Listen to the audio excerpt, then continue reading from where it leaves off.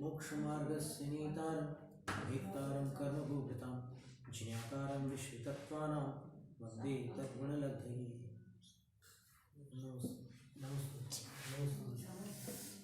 वंदे मातरम।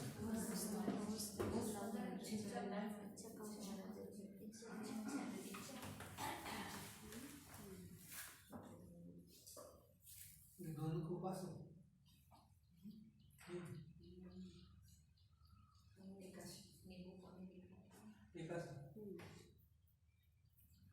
मोक्षमार्गस्य नेतारं मंगलाचरण हो गया।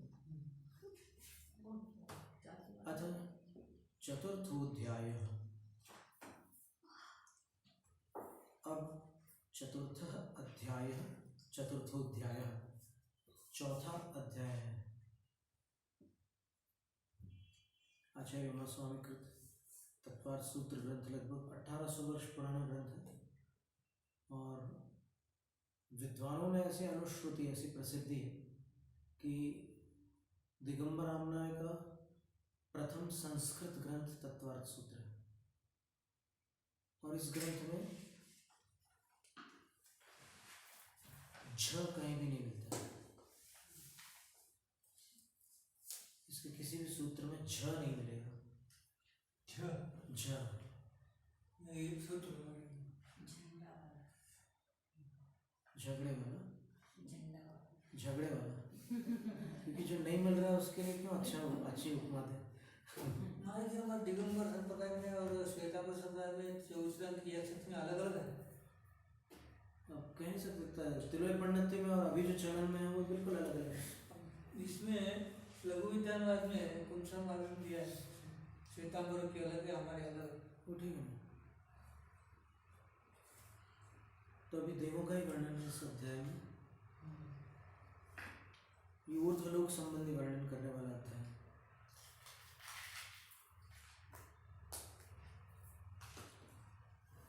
कि देवा न ज्ञायते कति विधायते तन्निर्णयार्थमाः। ये देव कौन होते हैं और उनके कितने प्रकार होते हैं, इन सब का निर्णय करने के लिए आचार्य उमास्वामी इस चतुर्थ अध्याय का प्रथम सूत्र अवतरित करते हुए कहते हैं देवाश्चतुर्निकायाः। देव 4 समूहों वाले होते हैं। अब यहाँ पर बहुवचन इसलिए दिया क्योंकि वो एक वचन नहीं है, इसलिए बहुवचन दिया। देव अनेक प्रकार के, उनके निकायों में भी जो भेद प्रभेद है वो अनेक प्रकार के, इसलिए बहुवचन दिया। निकाय का अर्थ होता है समूह। चीयते इति कायः और नितरान चीयते इति निकायः। समूह पूरा संग्रह। तो 4 समूह होते देवों के, भवनवासी, वानव्यंतर, ज्योतिष्क और वैमानिक। कल्पवासी नहीं बोलना क्योंकि वैमानिक के 2 भेद करोगे तब कल्पवासी और कल्पातीत ये 2 भेद आएंगे। आपको अगर देवों के 4 भेद जानने हो तो इनका वर्णन शास्त्रों में भवनवासी, वानव्यंतर, ज्योतिष्क और वैमानिक ऐसे 4 हैं। फिर चैत्य भक्ति, नंदीश्वर भक्ति, परिनिर्वाण भक्ति में चौव्या देवा, वहाँ पर भवनवासी, वाणव्यंतर, जो ऐसे कप्पवासी अति चौव्या देवा, वहाँ कल्पवासी शब्द दिया है। तो उसका कारण ये है कि जो कल्पातीत देव होते हैं वो निर्वाण कल्याण में नहीं आते हैं, वो नंदीश्वर पर्व में नहीं आते हैं, वो चैत्य, यहाँ के चैत्यालयों की वंदना और वहाँ के उत्सवों में नहीं जाते क्योंकि अहम इंद्र हैं, वो वहीं रहने वाले हैं, इसलिए वहाँ कप्पवासी अति लिखा। लेकिन देवों के भेद अगर करोगे तो चौथा भेद जो है वैमानिक देवों के। आदित्यस्त्रिषु पीतांतलेश्याः। प्रारंभ की जो 3 निकाय हैं उनमें पीतांतलेश्या, पीत पर्यंत लेश्याएं होती है। तो पीत पर्यंत कहाँ से लेंगे अपन? अशुभ से लेकर पीत तक। यानी ये नियम है कि भवनवासी, वानव्यंतर और ज्योतिष्क, इनमें उत्पन्न होते समय अपर्याप्त काल में अशुभ लेश्या ही होती है। कृष्ण नील कापोत लेशयी होती है भवनत्रिक में उत्पन्न होते समय। फिर पर्याप्त होने पर पीत लेशा हो जाती है। तो ये पीतांत लेशा, पीत पर्यंत लेशाएं वहां पर होती है।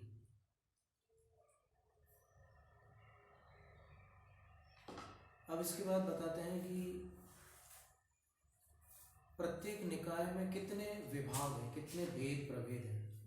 तो आचार्य कह रहे हैं दशाष्ट पंच द्वादश विकल्पाः कल्पोपपन्न पर्यंताः। पहला भवनवासी, तो उसके 10 विकल्पाः, 10 विकल्प हैं, यानी भवनवासी देवों के 10 प्रकार होते हैं, 10 भेद होते हैं। फिर उसके बाद क्या लिखा है, अष्ट, तो वान व्यंतर जो है ना उनके 8 भेद होते हैं। फिर पंच लिखा है ना सूत्र में, देखते जाइए, पंच ज्योतिष के देवों के 5 भेद होते हैं। और कल्पोपपन्न, कल्पों में उपपन्न यानी उपपाद जन्म को प्राप्त, कल्पों में जिनका उपपाद हुआ है वे कल्पोपपन्न कहलाते हैं। तो उनमें अभी वैमानिक उसकी बात नहीं कर रहे हैं, कल्पातीत देवों की चर्चा नहीं, लेकिन कल्पवासी देवों में द्वादश विकल्पा, 12 भेद होते हैं।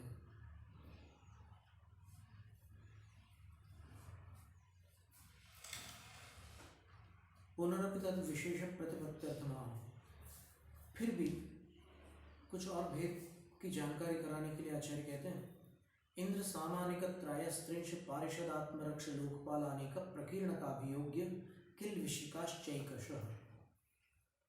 ये त्रयस्त्रिंश शब्द, त्रयस्त्रिंशत नहीं है, तत्वार्थ सूत्र में कुछ प्रतीक में त्रयस्त्रिंशन लोकपाल वर्ज्य व्यंतर ज्योतिष का ऐसा लिखा हुआ, तो त्रयस्त्रिंशत नहीं है, त्रयस्त्रिंश है। तो चैकश एक एक निकाय में, एक निकाय में ये इतने भेद हो जाते हैं देवों के। कौन से भेद हुए?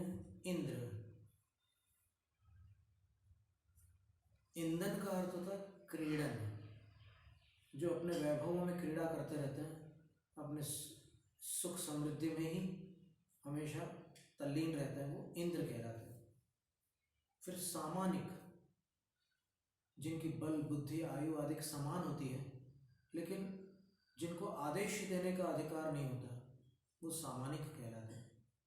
अब इसमें एक विशेष जानने की बात यह है कि आपके मन में प्रश्न उठ सकता है कि इंद्र के बाद तो प्रतीन्द्र होना था, तो फिर यहाँ इंद्र के बाद सीधे सामानिक देव की बात क्यों आई है? तो उसका समाधान यह है, फिर सामानिक के बाद त्रयस्त्रिंश, फिर पारिषद, फिर आत्मरक्ष, फिर लोकपाल, फिर अनीक, फिर प्रकीर्णक, फिर अभियोगी और अंत में किलविषक, ऐसे देवों के भेद हो गए। तो उसका समाधान ये है कि कुछ स्वर्गों में सामानिक देव प्रतीन्द्र होते हैं, कोई भी एक सामानिक देव होंगे जो विशेष पुण्यवान होंगे, उनको प्रतीन्द्र का स्थान मिला होता है। और कुछ स्वर्गों में लोकपाल में से एक लोकपाल को प्रतीन्द्र पद प्राप्त होता है। ये बड़ी अप्रचलित जानकारी है, जम्बूदेव पंडित संग्रह से ये जानकारी प्राप्त हुई है। उसमें ही बताया कि ये दक्षिण स्वर्ग, उत्तर स्वर्ग, उसमें जो विभाग किया उन्होंने सौधर्म और ईशान को मुख्य रूप से लिया। तो बोले एक में तो जो कुबेर है, 4 लोकपालों में सोम, यम, वरुण और कुबेर, ये 4 नाम हैं। तो दक्षिण स्वर्ग के सारे इंद्र और सारे लोकपाल एक भाव के बाद मोक्ष चले जाते हैं। उत्तर स्वर्ग वालों में विकल्प है, जा भी सकते हैं, ना भी जा सकते। तो उनमें उन 4 लोकपालों में जो कुबेर होता है वो प्रतीन्द्र होता है, और कुछ स्वर्गों में जो सामानिक देव होते हैं वो प्रतीन्द्र होते हैं। इसलिए अलग से प्रतीन्द्रों का वर्णन कहीं सरलता से मिलता नहीं है। जम्बूदीयो पंडिती संगम एक ग्रंथ है, उसमें आपको मिल जाएगा। फिर त्रयस्त्रिंश जो होते हैं, और सामानिक देव जो होते हैं उनको महत्तर देव भी कहते हैं। महान से भी महान। इंद्र तो राजा ही है, लेकिन बाकी जो सामानिक देव है वो देवों की राशि में, देवों के समूह में महान से भी महान देव होते हैं, बड़े से बड़े देव कहलाते हैं। इसलिए इनको पितृगुरुपाध्याय तुल्या, बाकी देव लोग इनको पिता जैसा सम्मान देते हैं अथवा गुरु जैसा सम्मान देते हैं। इसलिए भक्तामर के चौथे काव्य में आप देखिएगा एक सुर गुरु शब्द है, और सुर गुरु शब्द कल्याण मंदिर स्तोत्र में दिया है।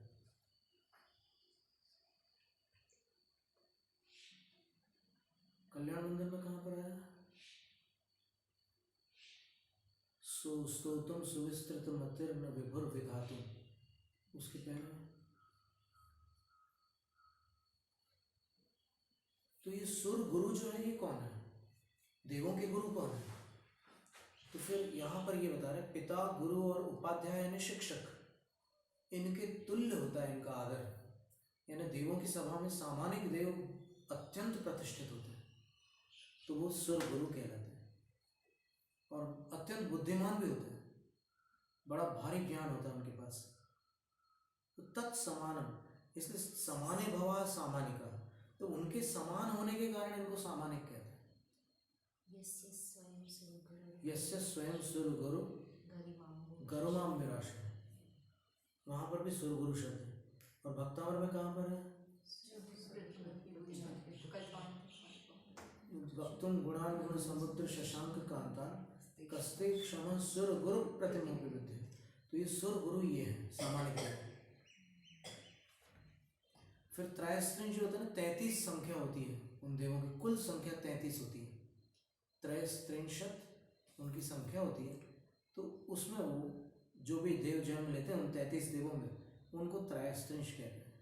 त्रयस्त्रिंश देव त्रयस्त्रिंश वैश्य पीठ मर्द सदृश, मित्रों के समान रहते हैं। इंद्र के जैसे कोई एकदम कोई बचपन के कोई सखा हो, मित्र हो, ऐसी प्रवृत्ति करने वाले जो देव होते हैं त्रयस्त्रिंश कहलाते हैं। तो परिषदि भवा पारिषद, और जो परिषद में देवों, इंद्र की जो परिषद होती है, जो सभा होती है, उसमें जो सभासद के समान जो देव होते हैं वो पारिषद कहलाते हैं।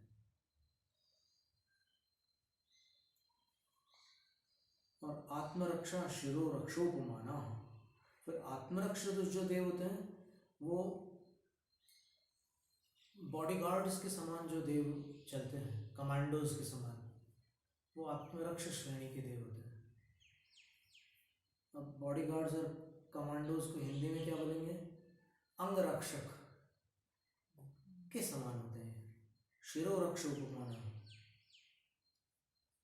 फिर लोकपाला अर्थचरा रक्षक समाना, जो फाइनेंस का विभाग संभालने वाले होते, जो अर्थव्यवस्था को संभालते हैं वहाँ पर, वो लोकपाल कहलाते हैं। लोकान पालयन्ति इति लोकपाला, देव लोगों को जो पालते हैं, मतलब उनको जो संपदाएं आवश्यक हैं वो सब प्रदान करते हैं, वो लोकपाल जाति के देव होते हैं। 4 ही होते हैं लोकपाल। कौन से 4? सोम, यम, वरुण और कुबेर।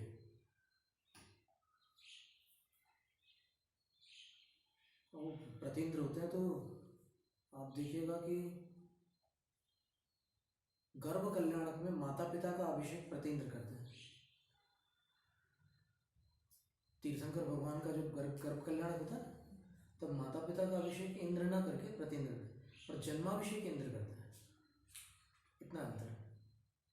और फिर इंद्र के बाद बाकी सब करते हैं, वो निषेध नहीं है कि बाकी ना करें, प्रधान इंद्र होता है। फिर पदात्यादीनि सप्त अनीकानि दंडस्थानीयानि, और पदाति आदि जो 7 प्रकार का जो सैन्य बल होता है उसको अनीक कहते हैं। वहां पर देवों में भी ऐसी सेनाएं रहती हैं।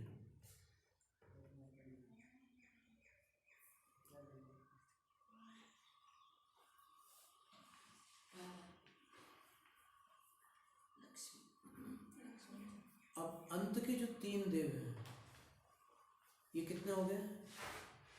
इंद्र, सामानिक, त्रयस्त्रिंश, पारिषद, आत्मरक्ष, लोकपाल और अनिक, ये 7 हो गए।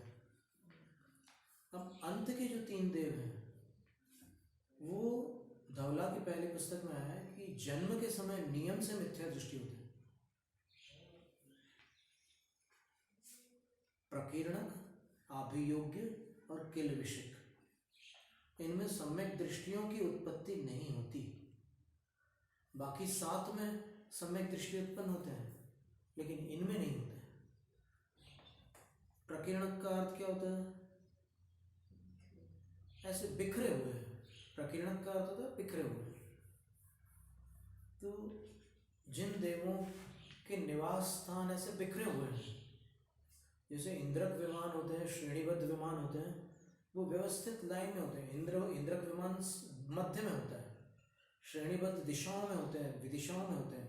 लेकिन ये प्रकीर्णक जो होते हैं ना, वो बीच बीच में ऐसे उनके बिखरे हुए विमान रहते हैं। तो उन बीच के विमानों में जन्म लेने वाले प्रकीर्णक देव कहलाते हैं। तो आचार्य कह रहे हैं यहाँ पर पौरजनस कल्पा। पौर जनपद, साधारण जो नगरवासी लोग रहते हैं ना, उनके कल्प यानी उनके समान होते हैं। पौर जानपद कल्पा। अभियोग्य दास समान। फिर अभियोग्य जो देव होते हैं, अभियोग का अर्थ नौकरी होता है, तो अभियोग्य का अर्थ होता है नौकरी करने वाले, दासत्व करने वाले जो देव होते हैं वो अभियोग्य कहलाते हैं। जैसे आपने पुण्याश्रम कथा कोश के अंत में एक कथा सुनी होगी, पढ़ी होगी, कि एक ब्राह्मणी ने मुनि को आहार दिया और फिर उसका जो पति था ब्राह्मण, उसने मार पीट के उसको घर से बाहर निकाल दिया। लेकिन बाद में पता चला कि जब नगर में आग लगती है तो सारे घरों को आँच आती है अग्नि की। सिर्फ ब्राह्मण जिस घर में मुनि के आहार हुए थे वहाँ आँच नहीं आती, और राजा के महल में आँच नहीं आती। तो फिर ब्राह्मणों ने विचार किया कि ऐसा क्यों हुआ। तो फिर बोले कि वो जैन मुनि नहीं होंगे, वो किसी देवता ने आकर के तुम्हारे घर की रक्षा की होगी। तो फिर इसको बड़ा पश्चाताप हुआ कि मैंने अपनी पत्नी को मार पीट के निकाल दिया। तो वो क्षमा मांगने के लिए जाता है, उसको मनाने के लिए। लेकिन वो पत्नी तो घर छोड़ के अपने 2 बच्चों के साथ चली गई थी पहाड़ पर, गिरनार। तो जब उसने देखा कि ये मेरा पति मेरे पीछे आ रहा है, मेरे को फिर मारेगा, तो उसने पहाड़ के ऊपर से कूद करके आत्मघात कर लिया।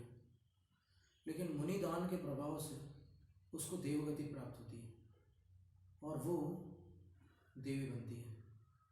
तो वो आम्रवन था वहाँ पर गिरनार पर्वत का, आम्र कुष्मांडी नाम से, इसीलिए वो प्रसिद्ध है। और हमेशा आप देखना कुष्मांडी देवी के पास बालक होगा। तो जब वो बच्चे रोने लगे माँ के कूद जाने के बाद, तो वो देवी आकर के उन बच्चों को संभालने लगी। और जब वो ब्राह्मण वहाँ पहुँचता है ऊपर और वो माफ़ी मांगता है, बोलता है कि मेरी बहुत गलती हो गई, तुम वापस आ जाओ घर। तो बोले कि मैं तो मर चुकी हूँ, मैं वापस नहीं आ सकती। बोले कि क्या बोल रही हो तुम। तो फिर वो ऐसे इशारा करती है नीचे।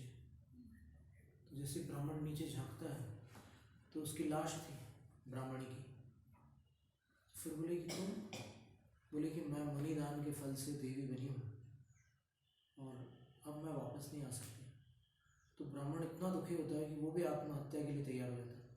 तब वो देवी रोकती है, बोले कि नहीं, अभी तुम्हारा कर्तव्य अपूर्ण है, ये बालक है तुम्हारे, इनका पालन तुम्हें करना होगा।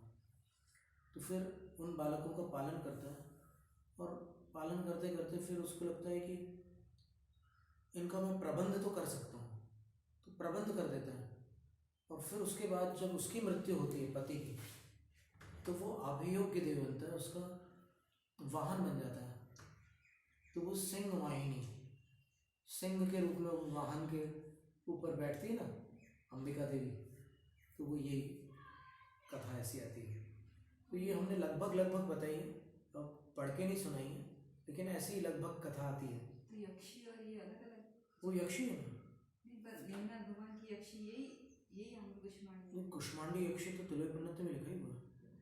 पार्श्व यक्ष और कुष्मांडी यक्षी ये तो नाम दिए। तो ये जो ब्राह्मणी थी ये ब्राह्मणी थी। और आप जितने भी मूर्तियाँ देखेंगे ना उसमें बच्चा रहेगा और हाथ में कुमड़ा भी रहता कभी कभी। कुष्मांड जो होता है ना वो भी एक पहचान बताता है। कुष्मांड का अर्थ वो कद्दू का फल होता है, कुमड़ा। और तो वो आभियोग्य जाति के देव होते हैं, तो पति आभियोग्य बन गए और फिर ये यक्षी बन गए। और ये चारों निकायों में ये सब भेद होते हैं, 10 भेद। अब इसमें जो अपवाद है वो आगे के सूत्र में बतलाएंगे।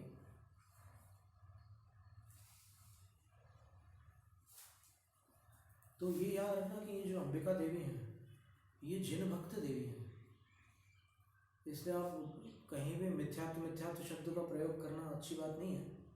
यानी आपको क्या पता कि कौन सम्यक दृष्टि कौन मिथ्या दृष्टि है। ये सत्य है कि जन्मतः कई जीव मिथ्या दृष्टि होते हैं, उनमें अपन भी शामिल है, पंचम काल में पैदा होने वाले। ऐसा सुना है कि पंचम काल में सम्यक के साथ जन्म नहीं होता। ये स्वर्ग किसी इंद्राणी भी इंद्राणियां नियम से तीर्थंकर की माता हम तीर्थंकर महाराज जी अधिक क्या कहना, साक्षात जिनेंद्र भगवान की जगत जननी तीर्थंकर की माता भी चूप जन्मतः सम्यक दृष्टि नहीं होती, कालांतर में सम्यक होता है।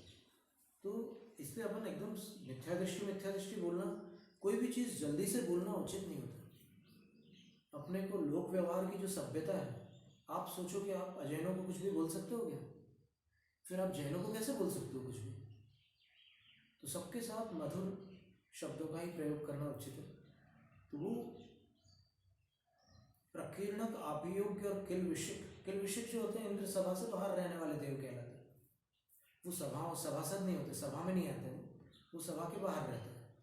तो ऐसे 10 प्रकार के देव एक एक निकाय में होते हैं, लेकिन इनका अपवाद बता रहे हैं कि कुछ थोड़ा सा उसमें एक नियम है। क्या नियम है? तो बोले त्रयस्त्रिंश लोकपाल वर्ज्य व्यंतर ज्योतिष का। व्यंतर देवों में और ज्योतिष के देवों में त्रयस्त्रिंश और लोकपाल ऐसे 2 प्रकार के देव नहीं होते। तो इतना निश्चित समझना कि व्यंतर और ज्योतिष में जो भी प्रतीन्द्र होंगे वो लोकपाल वाले प्रतीन्द्र नहीं होंगे, ये निश्चित है। फिर कौन होंगे?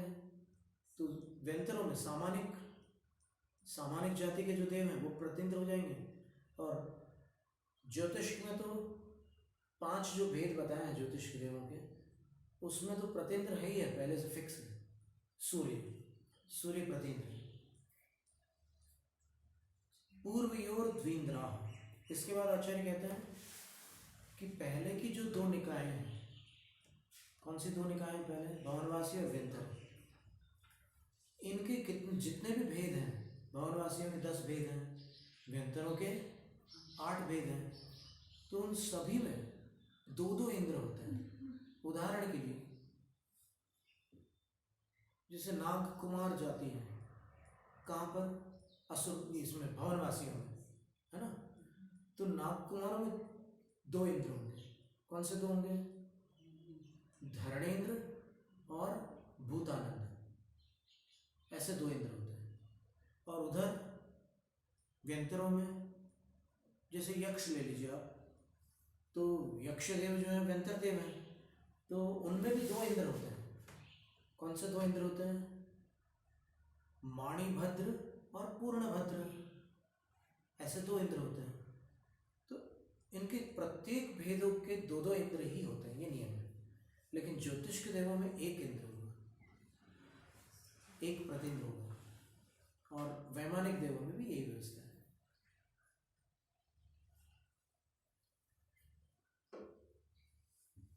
तो भवनवासियों में, असुर कुमारों में चमरेंद्र और वैरोचनेन्द्र, नाग कुमारों में धर्मेंद्र भूतानंद, विद्युत कुमारों में हरि हरि सिंह और हरिकांत। विद्युत कुमार को मेघ कुमार भी कहते हैं। वो मेघ में बिजली चमकती है ना।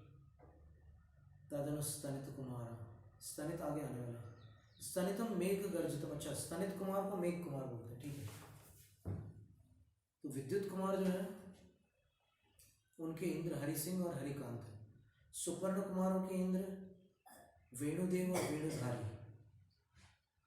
और अग्नि कुमारों के इंद्र अग्निशिख और अग्नि माणव। वात कुमारों के देव वैलंब और प्रभंजन। स्तनित कुमारों के देव सुघोष और महाघोष। स्तनित शब्द का अर्थ मेघ गर्जना है, बादलों की गड़गड़ाहट। स्तनितम मेघ गर्जितम कोश में आता है। उदति कुमार ये समुद्र वरुण देव, ये जलकांत और जलप्रभ। द्वीप कुमारों के पूर्ण और वशिष्ठ। दिक् कुमारों के अमित गति और अमित वाहन। ये भवनवासियों के 10 भेद हो गए, तो 10 भेदों के 20 इंद्र हो गए। और एक एक प्रति इंद्र मिला दो तो फिर 40 हो जाते। भवनालय 40 है, एक गाथा पढ़ी जाती है ना। अब विंतर देवाण होती 32 अभी आगे सुनिए कैसे है। विंतरेश्वपी किन्नराणाम द्वाविंद्रो किन्नर किम पुरुष। किन्नर देवों में 2 इंद्र, किन्नर और किम पुरुष। किम पुरुषाणाम सत्पुरुषो महापुरुषाश्च पुरुषश्च। और किम पुरुष के 2 इंद्रों के नाम है सत्पुरुष और महापुरुष। महोरगाणाम, महोरग देवों के 2 इंद्रों के नाम अतिकाय और महाकाय है। गंधर्वाणाम, गंधर्वों के इंद्रों के नाम गीतरति और गीत यशा।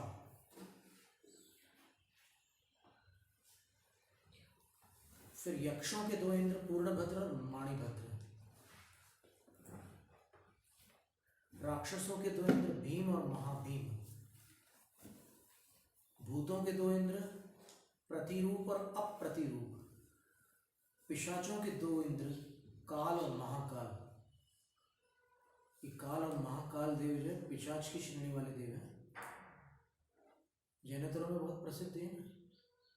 महाकाल से श्री राम ने संवाद किया, ऐसी चर्चा है।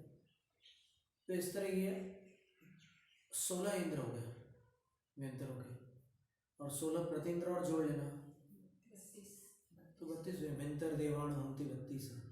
कप्पा और 24 है। और कल्पवासी देवों के 12 इंद्र होते हैं।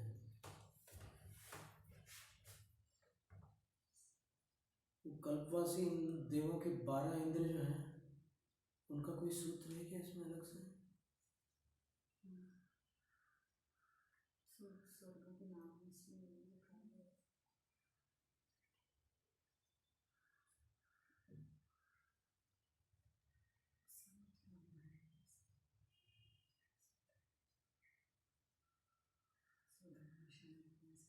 है क्या? सूत्र जो नाम है उससे इनके तो उसका क्रम जो है ना वो ऐसे समझ लो कि प्रथम 4 और अंतिम 4 स्वर्गों के एक एक इंद्र है, तो 8 इंद्र हो गए। और बीच के 8 स्वर्गों के 4 इंद्र हैं, युगल युगल के एक एक इंद्र है। तो ऐसे लगाना सौधर्म इंद्र, ईशान इंद्र, सनत कुमार इंद्र, महेंद्र का इंद्र, ये 4 हो गए। अंत के आनतेंद्र, प्राणतेंद्र, आरणेंद्र, अच्युतेंद्र। 16 स्वर्ग में से ये 8 हो गए, शुरू के 4 और अंत के 4, तो इनके एक एक इंद्र हैं। और मध्य के जो 8 स्वर्ग हैं ब्रह्म ब्रह्मोत्तर, इनका एक इंद्र है ब्रह्मेंद्र। लांतव कापिश का एक इंद्र लांतवेंद्र। शुक्र महाशुक्र का एक इंद्र है शुक्रेंद्र। और शतार सहस्रार का एक इंद्र शतारेंद्र। तो ऐसे 4 इंद्र होते हैं। तो दक्षिण इंद्रों की संख्या अधिक है उत्तर इंद्रों की अपेक्षा से। 12 इंद्र हैं, तो 12 में से 8 जो है दक्षिण इंद्र है और 4 उत्तर इंद्र हैं। तो 8 इंद्र नियम से एक भवावतारी है, और उनके 4-4 लोकपाल भी एक भवावतारी होते हैं। और सौधर्म इंद्र की शची भी एक भवावतारिणी होती है। ये नियम हो गया। और लोकांतिक देव एक भवावतारी होते हैं। त्रिलोकसार में एक गाथा आती है और मूलाचार में भी आती है कि इतने जीव एक भवावतारी होते देव गति से। सर्वार्थ सिद्धि के देव भी एक भवावतारी होते हैं, बाकी सब वैकल्पिक है, एक भाव में चले भी जाए ना भी जाए, दोनों बातें। लेकिन इनका नियम है, किनका किनका? एक तो सबको पहाड़ महिषी सलोग वालाय दक्षिण मरिंदा लोयंती सबवट्ठा तत्चुआ निबुदिन गंजंती, ये गाथा है। सबसे पहले ले लो सौधर्मेंद्र को। सौधर्मेंद्र के साथ और किनको लेना? पहाड़ महिषी की जो प्रधान महिषी जो पट्ट महादेवी है, शची इंद्राणी, वो भी एक भवावतारिणी है। फिर दक्षिण अमरिंदा, दक्षिण स्वर्ग के जितने भी इंद्र हैं, 8 इंद्र हैं दक्षिण स्वर्ग के, वो सब एक भाव में मोक्ष जाने वाले हैं। और सलोक वाला है, साथ में कह रहे हैं कि उनके लोकपालों के साथ वो जाते हैं, एक भवावतारी होते हैं। तो उनके लोकपाल भी एक भवावतारी है और फिर दक्षिण इंद्र भी एक भवावतारी है। तो सौधर्म स्वर्ग के लोकपालों को छोड़ना मत, उनको भी साथ में ले लेना। तो इस तरह ये नियम से एक भवावतारी होते हैं। फिर इनके अतिरिक्त तो और कौन है कल्पवासियों में? तो बोलते हैं लोयंती है। लोकांतिक देव होते हैं 5वें स्वर्ग में, उनके आलय होते हैं ब्रह्मलोकालया। वो लोकांतिक देव भी एक भाव में मोक्ष जाते हैं। उनकी संख्या बहुत अल्प है, कुछ 5 लाख से भी कम है, 4 लाख से कुछ अधिक। और सर्वार्थ सिद्धि के देव भी एक भवावतारी होते हैं नियम से। और बाकी जो अनुत्तर विमान है, वहाँ यदि 33 सागर से एक समय कम आयु होगी या कम आयु होगी कितनी भी, तो वो वैकल्पिक है उनकी मुक्ति। लेकिन पूरी 33 सागर की आयु अगर मिलती है तो वो एक भवावतारी होता है। सर्वार्थ सिद्धि का तो नियम है कि एक भवावतारी। आयु की अपेक्षा से हमने ये बात और लिख दी, सामने रख दी धवला के अनुसार, कि अगर पूरी 33 सागर की आयु मिल जाए 5 अनुत्तरों में कहीं भी, तो एक भाव। जैसे नेमिनाथ भगवान थे, मल्लिनाथ भगवान थे, ये दोनों एक ही विमान में थे। ये अनुत्तर विमान में थे, जयंत विमान में, ये एक ही साथ थे। लेकिन मल्लिनाथ भगवान की 33 सागर की आयु पहले पूरी हो गई, नेमिनाथ भगवान की 33 सागर की आयु कुछ वर्षों के बाद पूरी हुई, तो वो बाद में जन्मे और दोनों मोक्षगामी हुए और दोनों तीर्थंकर भी थे। अभी असंख्यात जीव ऐसे हैं जो तीर्थंकर प्रकृति के साथ देवगति में भी है और अधोगति में भी है। क्या विचित्र बात है जगत।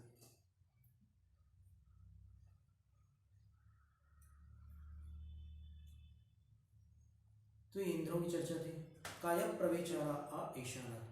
फिर वहाँ का जो सांसारिक सुख है देवगति का, तो उसकी क्या व्यवस्था है? तो बोलते हैं कि काया प्रवेचारा आ ईशानाथ, भवनवासी, वानव्यंतर, ज्योतिष्क, सौधर्म स्वर्ग वाले और ऐशान स्वर्ग वाले,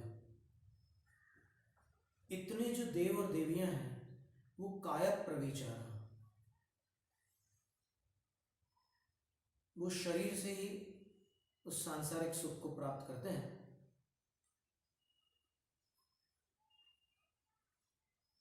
काया प्रविचार वाले होते हैं, माने पूरा जैसे अन्य गतियों में, जैसे तिर्यंच और मनुष्यों में भी होता है ना, शरीर से ही वो काम सुख जो होता है, बस वैसा ही इनका भी होता है, इन देवों में भी। पर दूसरे स्वर्ग तक की ही ये सीमा, उसके ऊपर काय प्रविचार नहीं होता। फिर शेषा स्पर्श रूप शब्द मना प्रविचारा, शेष जो है ऊपर वाले जो देव कल्पवासी, वे प्रविचार का अर्थ होता है काम सुख। तो उनकी क्या व्यवस्था है? तो आचार्य कहते हैं कि इसका संबंध ऐसे जोड़ना सूत्र से कि जो आर्षा विरोधी हो, यानी आर्ष का अर्थ होता है ऋषि प्रणीत आगम। आर्ष शब्द बड़ा महान शब्द है, ऋषि प्रणीतम आर्षम का तंत्र रूपमाला में भी आता है, व्याकरण में भी। आर्ष का अर्थ ऋषियों द्वारा कथित, ऋषियों द्वारा प्रणीत, जो आगम है उसको आर्ष कहते हैं। तो आगम से विरोध न पड़े, इस तरीके से अर्थ निकालना है इसका।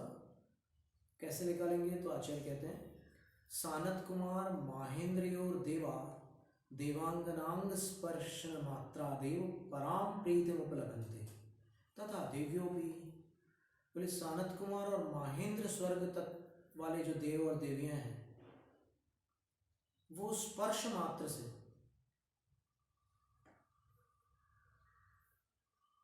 उस सुख का अनुभव कर लेते हैं। वो पूरी वैसी प्रवृत्ति नहीं करते जैसे नीचे वाले देव करते हैं, केवल स्पर्श करके वो उस सुख को प्राप्त करते हैं। ब्रह्म ब्रह्मोत्तर लांतव कापिष्ठेषु देवा। अब देखिए फिर 4 स्वर्ग ले रहे हैं, ब्रह्म स्वर्ग, ब्रह्मोत्तर स्वर्ग, 5वां 6ठा, लांतव कापिष्ठ 7वां 8वां। इनमें इन 4 स्वर्गों में देवा दिव्यांगनानाम श्रृंगाराकार विलास चतुर मनोज्ञ वेश रूपावलोकन मात्रा देव परम सुखमाप्नुवन्ति। वो केवल उनकी सुंदरता को देखकर, उनके श्रृंगार को देखकर, उनकी आकृति को देखकर, उनकी चेष्टाओं को, विलास को देखकर, उनके चतुर और मनोज्ञ वेश को और रूप को देखकर ही उस सुख को प्राप्त कर लेते हैं। इसके उपरांत शुक्र महाशुक्र शतार सहस्रारीषु देवा देववनितानां मधुर संगीत मृदु हसित ललित कथित भूषण रवश्रवण मात्रा देव पराम प्रीतिम आस्कंदन्ति। अब ये ध्वनियों से, इसका अर्थ ये हुआ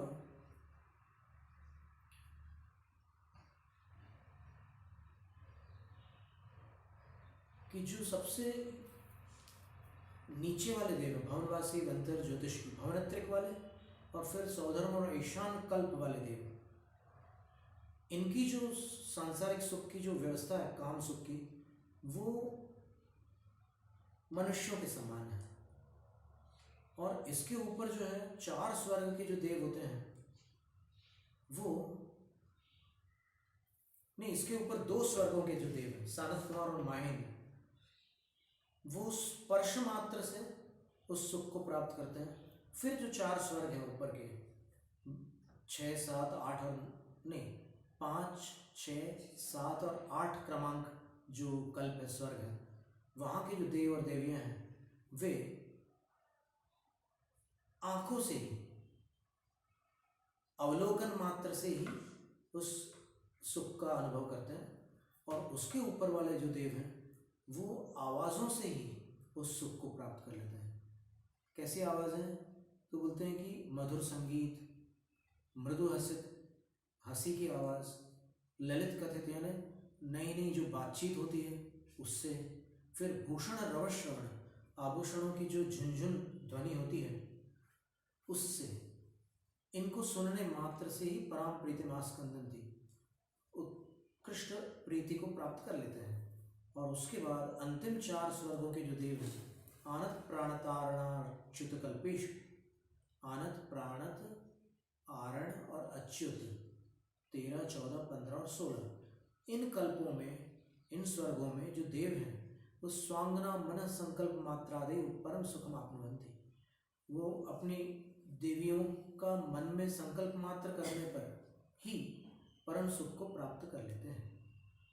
परे प्रविचारा बोलते कि उसके ऊपर जो है वहाँ के जो देव हैं वो देवियों से रहित हैं, इसलिए उनको ये सब इंद्रिय सुखों की प्रवृत्ति नहीं करनी पड़ती, वो अप्रविचार होते हैं। और तदभावे बोलते हैं कि प्रविचार हो वेदना प्रतिकार। अब ये एक इच्छा ऐसी है कि इस इच्छा का प्रतिकार करने के लिए ये सारी चेष्टाएं की जाती है, लेकिन वहाँ पर देवियाँ ही नहीं हैं और इच्छा का प्रतिकार करने का प्रश्न ही नहीं है। तो तद अभावे, उस काम सुख का अभाव होने पर तेषां परम सुखम अनवरतम भवति, तो उनको जो सुख होता है उन देवों को, ग्रहवेकवासी देवों को, अनुदिशवासी देवों को और अनुत्तरवासी देवों को जो सुख होता है वो परम सुख होता है और अनवरतम निरंतर बना रहता है वो सुख व्यवच्छिन्न नहीं होता है, लगातार उनका सुख बना रहता है। अब भवनवासियों के 10 भेद बता रहे हैं। भवनवासिनो सुरनाग विद्युत सुप्रनाग निवात स्तनितो द्वीप कुमारा। भवनवासी जो हैं कौन से हैं? असुर कुमार, नाग कुमार। मथुरा में जो महामारी रूप उपसर्ग हुआ था ना राजा मधु के मर जाने के बाद, वो राजा मधु के मित्र चमरेंद्र ने किया था, और चमरेंद्र जो है वो असुर कुमार का इंद्र, उसने उपसर्ग की। फिर सप्त ऋषियों के प्रभाव से उपसर्ग शांत हो गया, महामारी मिट गई थी। असुर कुमार, नाग कुमार। नाग कुमारों में एक नाम तो सबसे ज्यादा प्रसिद्ध धरणेंद्र है। देखो भगवान की सेवा करने से भवनत्र के देव को कितना यश प्राप्त हुआ। बाकी इंद्रों के प्रतिइंद्रों के किसी को नाम तक नहीं पता, लेकिन बहुत कम लोगों को पता है। धरणेंद्र का नाम सब जानते हैं। उनके ही साथ जो दूसरा इंद्र है नाग कुमारों का, जिनका नाम भूतानंद है, वो नाम कोई नहीं जानता, लेकिन धरणेंद्र का नाम सब जानते हैं। और फिर ये भवनवासियों के इंद्र हैं धरणेंद्र। ये धरणेंद्र कोई यक्ष नहीं है, ये भवनवासी है। ऐसा हम कैसे कह रहे हैं इतने दृढ़ विश्वास पूर्वक? तो इसका उत्तर ये है कि जो प्राकृत पार्श्वनाथ भगवान का चरित्र है, पार्श्वनाचर्य, उसमें आचार्य पद्मकीर्ति उन्होंने लिखा है कि इनकी आयु 3 पल्ले की थी। तो 3 पल्ले की आयु व्यंतरों की होती नहीं। व्यंतरों की कितनी होती है? परापल्लवम अधिकम, अधिकतम आयु कुछ अधिक 1 पल्ले होती है। तो ये 3 पल्ले की आयु इनकी है, तो इससे निश्चित हुआ कि ये नागकुमार देवी हैं, क्योंकि आगामी सूत्र में आने वाला आगे क्या आएगा? स्थितिरसुर नाग सुपर्ण द्वीप शेषाणाम सागरोपम त्रिपल्योपम। तो त्रिपल्योपम नाग कुमार के लिए, सागरोपम असुर कुमारों के लिए, अभी बताएंगे। तो ये नाग कुमार। फिर विद्युत कुमार, सुपर्ण कुमार। सुपर्ण कुमार कहते हैं कि ऐसे पंखों वाले देव, अभी कहीं पढ़ा नहीं पर चर्चा में ऐसी बात निकलती है कभी कि वो गरुड़ कुमार भी बोलते हैं उनको, सुपर्ण कुमार देवों। गरुड़ कुमार देवों का वर्णन पुराणों में मिलता है अपने को। तो सुपर्ण का अर्थ होता है सुंदर है पंख जिनके, ऐसे सुपर्ण कुमार देव। फिर अग्नि कुमार।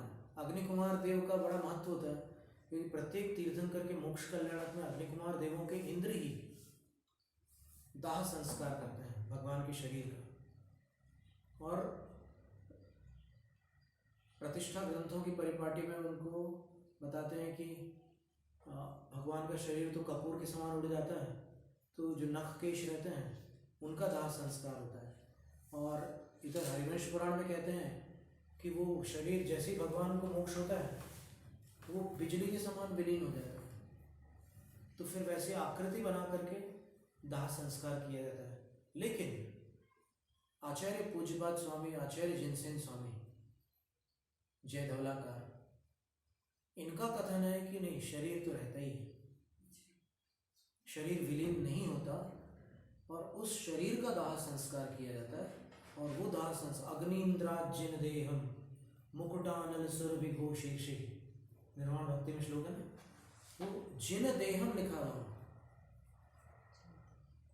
न तो जिन देहम प्रतिकृति, जिन देहम प्रतिकृति नहीं लिखा वहां पर। जिनेन्द्र भगवान के शरीर को अग्नि कुमार देवों के इंद्र मुकुट की अग्नि से निर्वाण कल्याण के अंतर्गत उनका अग्नि संस्कार करते हैं, अग्नि कुमार। फिर वात कुमार, पवन देव जिनको कहते हैं, वायुदेव। फिर स्तनित कुमार, मेघ कुमार। उदधि कुमार, समुद्र देव, उदधि का समुद्र होता है। फिर द्वीप कुमार, द्वीपों के देव, जैसे अब भवनवासी देवों की चर्चा है। जम्बू द्वीप में जो अनावृत यक्ष हैं वो यहाँ के प्रधान यक्ष माने जाते हैं जम्बू द्वीप के। भवनवासी की श्रेणी से भिन्न है। तो द्वीप कुमार में वो नहीं आएंगे अनावृत यक्ष, लेकिन द्वीप कुमार में भवनवासी आएंगे, उनके एक भेद है। और दिक् कुमार दिशाओं के देव, दिक् कुमारों के भी जो इंद्र बताए ना, और इन सबको भगवान के अभिषेक से पूर्व आमंत्रित करते हैं, उनका आह्वान करते हैं। और ये एक शिष्टाचार है, एक सभ्यता है कि जब मनुष्य अरिहंत देव की स्थापना रूप आराधना करता है तो फिर वो जानता है कि अरिहंत कभी भी वैभव शून्य नहीं होते। अरिहंत और आचार्य जो होते हैं ना, वो कभी खाली खाली नहीं होते, उनका ठाठ होता है। अब ठाठ का मतलब आचार्य का ठाठ आप ये मत लगा लेना कि गाड़ी घोड़ा लश्कर वगैरह ये सब नहीं लगा। उनका अपना एक संघ का एक वैभव होता है उनका, और अरहंत जो होते हैं उनका अपना वैभव होता है। तो वैभव रहित अरहंत की प्रतिमा का उल्लेख शास्त्रों में नहीं मिलता। कहीं किसी मंदिर में एक अकेले महावीर भगवान बैठे हुए हैं, सिर्फ चिन्ह से पता चल रहा है कि महावीर भगवान है। छत्र देखो तो बहुत ऊपर देखना पड़ता है कि काफ़ी दूर ऊपर लटक रहा है एक छत्र, और न चवर है न कुछ है, सिर्फ एक कमल बना दिया मंदिर के बीच में। ये सब शास्त्रोक्त विधि से प्रतिष्ठित प्रतिमाएं नहीं कहलाएंगी, क्योंकि शास्त्रों में जो प्रक्रिया बताई है उसमें तो जो वर्णन है, आप त्रिलोक सार देख लेंगे, आप अकृत्रिम चैत्यालयों का वर्णन देखेंगे तो आपकी आंखें खुल जाएंगी। इसमें कोई आग्रह और फिर पक्ष विपक्ष की बात नहीं है। यहाँ पर अगर आप आगम को मानते हो तो आग्रह छोड़ो और मानो आगम को, और अगर आग्रह को मानते हो तो आगम छोड़ो और पकड़ो आग्रह को। कौन रोक सकता है? आगम की आग कर्मों को जलाती है, आग्रह की आग धर्म को जलाती है। तो ये 10 प्रकार के भवनवासी हो गए। फिर व्यंतरा, किन्नर, किमपुरुष, महोरग, गंधर्व, यक्ष, राक्षस, भूत, पिशाचा। व्यंतरों के 8 भेद हैं। किन्नर, किमपुरुष, महोरग, गंधर्व, फिर यक्ष, राक्षस, भूत और पिशाच। लोक में राक्षस, भूत और पिशाचों का जो स्वरूप है वो शास्त्रों में बताए गए देवगति के राक्षस, भूत, पिशाच से अलग है। अब जैसे रावण भी राक्षस था, पर वो एक विद्याधरों का वंश था, राक्षस वंश। उसके अंतर्गत जन्म लेने वाला एक विद्याधर मनुष्य था, राक्षस वंशी था। ऐसा वर्णन जैन शास्त्रों में मिलता है। और इसका बड़ा इतिहास है कि उनको कहाँ से मतलब राक्षस द्वीप प्राप्त हो गया, और फिर कौन से राक्षस देवों के इंद्र का उन पर अनुग्रह था। तो अजितनाथ भगवान के काल से वो कथा चलती है राक्षस द्वीप प्राप्त होने की। और उस वंश में होने वाले जो विद्याधर थे वो राक्षस वंशी थे, और वो कोई निम्न श्रेणी के जीव नहीं थे। मनुष्यों की 3 श्रेणियां बताई हैं, उत्तम, मध्यम और जघन्य। तो उत्तम मनुष्य वो होते हैं जो एक तो साधु की श्रेणी में आने वाले मनुष्य उत्तम मनुष्य होते हैं। दूसरे जो 169 पुण्य पुरुष बताए गए, 63 शलाका पुरुष, नारद, रुद्र, कामदेव, कुलकर, तीर्थंकर के माता पिता। 63 में इनको मिला दोगे तो 169 संख्या आएगी, 169। ये उत्तम मनुष्यों की श्रेणी में आते हैं। और कौन आते हैं उत्तम मनुष्यों की श्रेणी में? तो बोले विद्याधर। और कौन आते हैं? तो बोले भोग भूमि के जो मनुष्य होते हैं, सुभोग भूमि के, कुभोग भूमि वाले नहीं, वो उत्तम मनुष्यों की श्रेणी में आते हैं। तो ये सारे उत्तम मनुष्य। मध्यम मनुष्य बाकी सारे मध्यम मनुष्य ही हैं। और जघन्य मनुष्य कौन है? जो म्लेच्छ है और दुराचारी और व्यसनी है और पापी है, वो सब जघन्य की श्रेणी में आ जाएंगे। तो इस तरह मनुष्यों के 3 विभाग किए गए। तो ये जो राक्षस, भूत, पिशाच है, ये जो आज लोक में प्रसिद्ध है उनसे भिन्न है। ये आकार प्रकार में सर्वांग सुंदर समचतुर संस्थान के धारक होते हैं। शुभ नाम कर्म का इनको उदय होता है। इसलिए जो डरावना रूप बताया जाता है ना, भूत के पैर उल्टे होते हैं, राक्षसों के दांत निकले रहते हैं, फिर उस सिर में सींग होते हैं, और पिशाच की तो आंखें देखो तो बेहोश हो जाओ, ऐसी सब बातें आती, मुंह से अंगारे निकलते हैं। ये जो वर्णन है, ये वर्णन है। विक्रिया करके वो कैसे भी रूप बना सकते हैं, ये बात याद रखना। जैसे पार्श्वनाथ भगवान के उपसर्ग के 3 काव्य कल्याण मंदिर स्तोत्र में आते हैं, तो क्या लिखा है?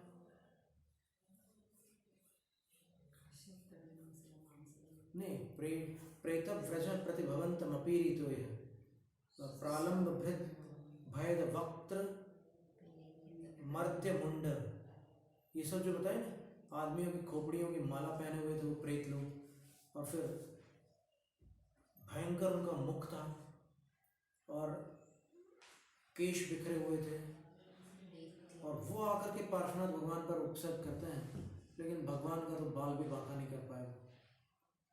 उपसर्ग करने वाले के लिए हानिकारक बन गए वो, क्योंकि उसको ऐसा कर्म बंध गया कि वो उसके लिए प्रतिभवम भव दुख हेतु, भव में दुख का कारण बन गया वो कर्म। ठीक है, अभी सम्यक दर्शन प्राप्त हो चुका है कमठ के जीव को, लेकिन कर्म बंध जो है, जो निकाचित कर्म बंध होता है, वो तो कटता नहीं। तो ये 8 प्रकार के वेक्टर होते हैं। ज्योतिष का सूर्या चंद्रमसो ग्रह नक्षत्र प्रकीर्णक तारकाश्च। ज्योतिष के देवों में सूर्य, चंद्रमा, ग्रह, नक्षत्र और प्रकीर्णक तारागण होते हैं। अब इसमें सूर्या चंद्रमसो, तो संधि विग्रह करके आप चंद्रमा कैसे निकला? अचंद्रमा निकलना था ना। तो जिनको संधि का सामान्य ज्ञान है वो ऐसे ही सोचेंगे, लेकिन इसमें नियम है कि चूंकि इंद्र और प्रतीन्द्र है, इसलिए उसका जो प्रतीन्द्र को पहले रखा, क्योंकि अक्षर कम है उसमें। चंद्रमा में 3 अक्षर है और फिर सूर्य में 2 अक्षर है, तो उसमें एक आ की मात्रा और जोड़ी जाती है व्याकरण के नियम से। वो अचंद्रमा नहीं निकालना उसको, वो एक संधि का नियम है, और वो ये द्विवचन बनता है। सूर्या चंद्रमसौ अलग से बना है, और बाकी सबको बहुवचन बना दिया द्वंद्व समास करके, ऐसा नियम है। तो सूर्य प्रतीन्द्र है, चंद्रमा इंद्र है, ग्रह, नक्षत्र और प्रकीर्ण यानी बिखरे हुए जो तारा है, तारागण है, वे सब ज्योतिष के देव हैं, उनके विमान है।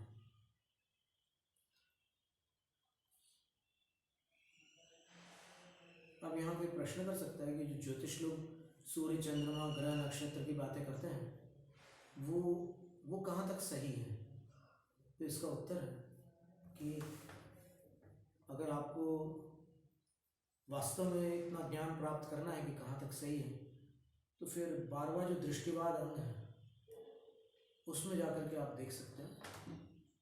जितना अभी उसका एक परिचय उपलब्ध है, उसी में अंग तो उपलब्ध नहीं, पूर्व तो उपलब्ध होने का सवाल ही नहीं।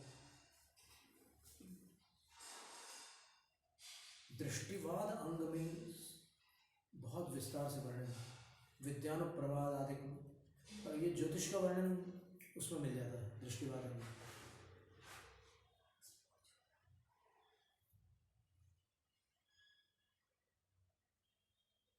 तो ग्रहों की दशा से जिनको अंतरिक्ष निमित्त ज्ञान नाम की रिद्धि होती है, निमित्त संबंधी 9 रिद्धियां हैं। तो अंतरिक्ष स्वप्न निमित्त में 2 भेद कर देते हैं, माला स्वप्न और छन्न स्वप्न। और वैसे अष्टांग निमित्त, उसमें अंतरिक्ष नामक जो निमित्त ज्ञान होता है, उसमें ग्रहों की दशा देख करके बहुत सारी बातें समझ में आ जाती है, भूत भविष्य वर्तमान का ज्ञान हो जाता है। मरण कैसे होगा, कौन सी दशा में मरण शांत मरण होता है, और किन के मरण काल में आकुलता उत्पन्न होती है, नियम से पता चल जाता है उसको, ऐसा निमित्त ज्ञान है। और यहाँ तक के कहा है भगवती आराधना आदि मरण ग्रंथों में कि मुनि को देवों से ये जानकारी प्राप्त करनी होती है कि हमारा कितना काल शेष है, और फिर उसके अनुसार संलेखना में पुरुषार्थ करना होता है। तो ये बहुत सारी बातें हैं।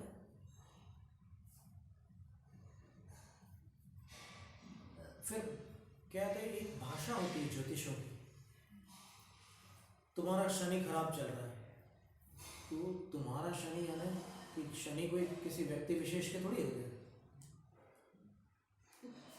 शनि तो ग्रह है और उसमें रहने वाले ज्योतिष के देव हैं, तो वो किसी व्यक्ति विशेष के नहीं है। लेकिन उसके जन्म काल में शनि की जो स्थिति थी, जो अंश थे, उसके आधार पर एक भाषा का प्रयोग है।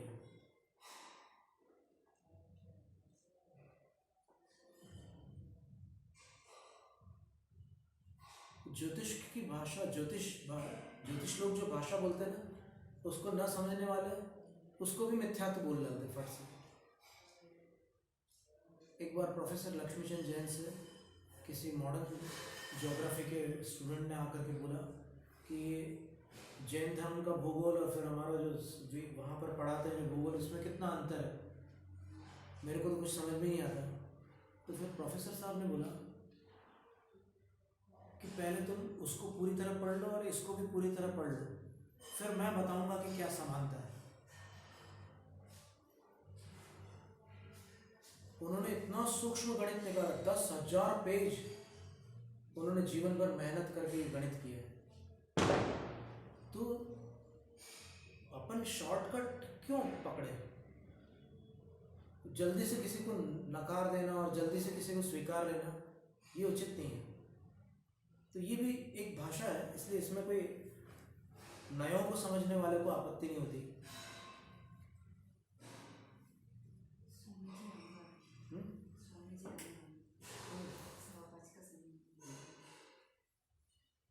और ये इस भूलोक से 790 योजन ऊपर से प्रारंभ होते हैं और 900 योजन तक के ही इनका अवस्थान रहता है। न उसके ऊपर कोई ज्योतिर्लोक है, न उससे नीचे। ये ज्योतिर्लोक है पूरा, इतनी 110 योजन की पट्टी है पूरी। और मेरू पर्वत से 1121 योजन दूर इनकी जो निकटतम वीथी परिक्रमा की वो चलती है। और फिर बाकी तो पूरे मध्यलोक में है। 2.5 द्वीप में इनकी स्थिति बता रहे। मेरु प्रदक्षिणा नित्य गतो इंद्रलोके, मनुष्य लोक में अर्थात मानसरोवर पर्वत तक मेरु प्रदक्षिणा, ये मेरु की प्रदक्षिणा देते रहते हैं और नित्य गते हैं, निरंतर गतिमान रहते हैं। तत्कृत काल विभाग, और इन ज्योतिषकों के कारण से काल का विभाजन किया जाता है। जैसे आप देखिएगा कि नक्षत्रों के माध्यम से कैसे काल का विभाग हुआ। तो चित्रा नक्षत्र अगर जिस पूर्णिमा पर पड़ता है उस माह का नाम चैत्र माह होता है। विशाखा नक्षत्र जिस पूर्णिमा पर पड़ता है उस माह का नाम वैशाख माह होता है। ज्येष्ठा नक्षत्र जिस पूर्णिमा पर पड़ता है उस माह का नाम ज्येष्ठ माह होता है। फिर उत्तरा भाद्रपद जिस उत्तराषाढ़ा नक्षत्र जिस पूर्णिमा पर आता है उस माह का नाम आषाढ़ माह होता है। श्रवण नक्षत्र जिस पूर्णिमा पर पड़ता है उस माह का नाम श्रवण माह होता है। फिर उत्तरा भाद्रपद नक्षत्र जिस पूर्णिमा पर पड़ता है जो आने वाली है उस माह का नाम भाद्रपद होता है। फिर अश्विनी नक्षत्र जिस पूर्णिमा पर पड़ता है उसका नाम आश्विन माह होता है। कृत्तिका नक्षत्र जिस पूर्णिमा पर पड़ता है उस माह का नाम कार्तिक माह होता है। मृगशिरा नक्षत्र जिस पूर्णिमा पर पड़ता है उस माह का नाम मार्गशीर्ष होता है, मगशिर बोलते हैं, अगहन भी बोलते हैं। और इसी तरह पुष्य नक्षत्र जिस माह की पूर्णिमा पर आता है उस माह का नाम पौष माह होता है। फिर उत्तरा फाल्गुनी जिस माह की पूर्णिमा पर आता है उस माह का नाम फाल्गुन माह होता है। तो काल विभाग हुआ कि नहीं? तत्कृत काल विभाग। इसी तरह सूर्य से दिन और रात का विभाग हो जाता है। सूर्य का उदय, सूर्य का अस्त, वो दिन और रात का विभाग हो गया। और ऐसे और भी काल विभाग होते हैं। ये महादशा, अंतरदशा, विंशोत्तरी दशा, प्रत्यंतर दशा, ये सारी जो काल के विभाग होते हैं ये तत्कृत आगम का कथन है। ये ज्योतिष के देवों की गति से बने हुए विभाग हैं। बहिरवस्थिता, मानसरोवर पर्वत से बाहर ये सारे के सारे स्थिर रहते हैं, वहां पर परिक्रमा नहीं लगाते।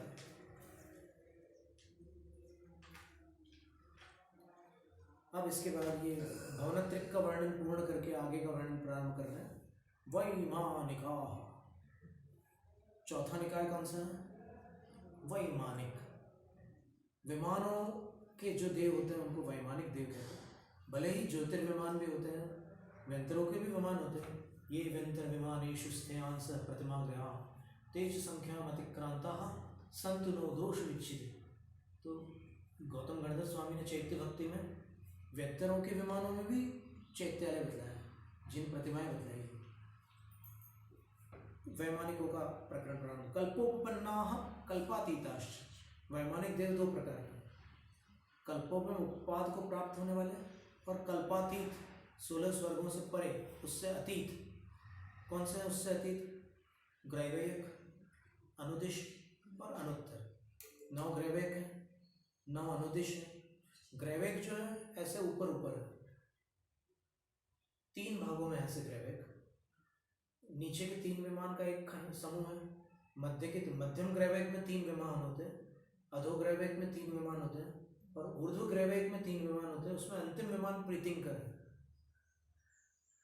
तो ये ग्रैवेक जो है लोक पुरुष संठान, आपने सुना ना?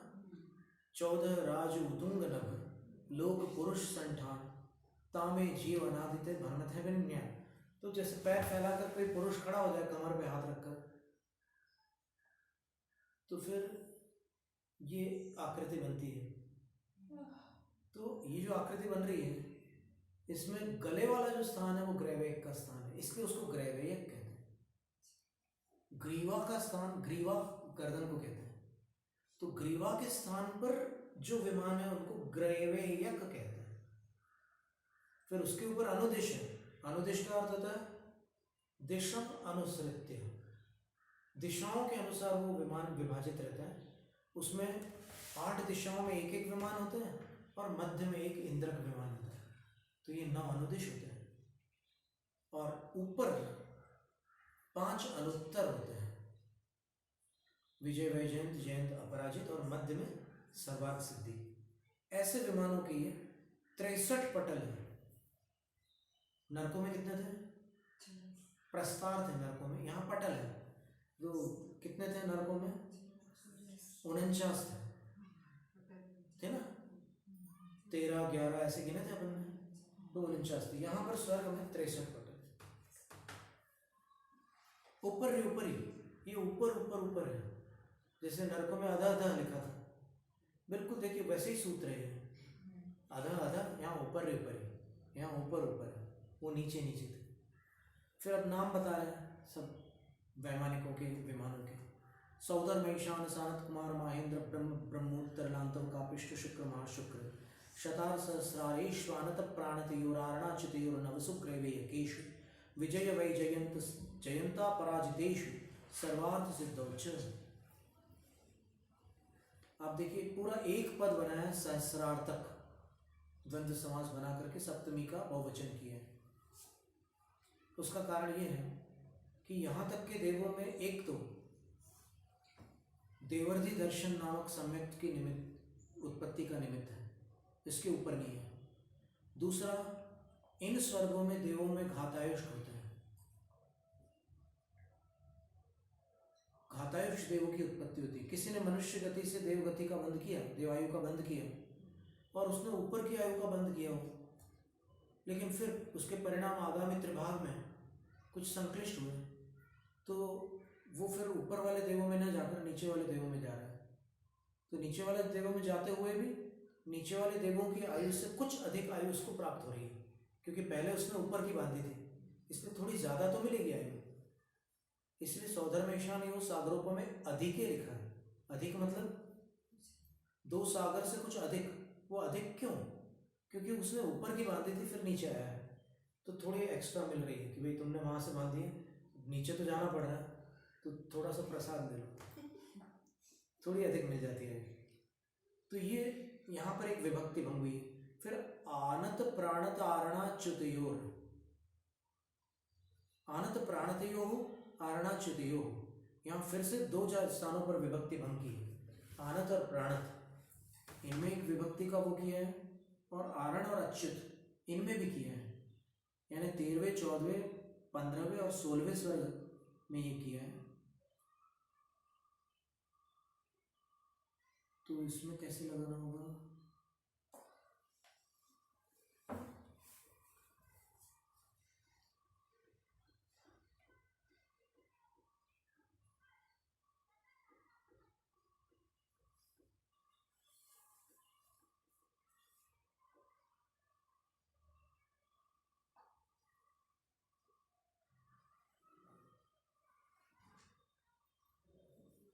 शेष सब लोकानुप्रेक्षा लोकानुयोग से जानना चाहिए। यानी इसकी जो बारीकियां हैं उसको आप करणानुयोग से जान सकते हैं, लोकानुयोग से। तो अपने पास 5 ग्रंथ तो गिनती के मिलते हैं लोकानुयोग के: तिलोपन्नति त्रिलोकसार, जम्बूद्वीप उपन्नति संग्रह और सिद्धांत सार दीपक और लोक विभाग। ये 5 ग्रंथ गिनती के मिलते हैं अपने को लोक का वर्णन करने वाले। यद्यपि हरिवंश पुराण में लोक का वर्णन अच्छा है और कई स्थानों पर वर्णन आता है, पर ये सिर्फ लोक का वर्णन करने वाले ये ग्रंथ है। फिर 9 ग्रैवेक हैं, तो ग्रैवेकों में भव्य अभव्य दोनों जा सकते हैं, लेकिन मुनि मित्रा के साथ ही जाते हैं, उसके बिना नहीं जा सकते।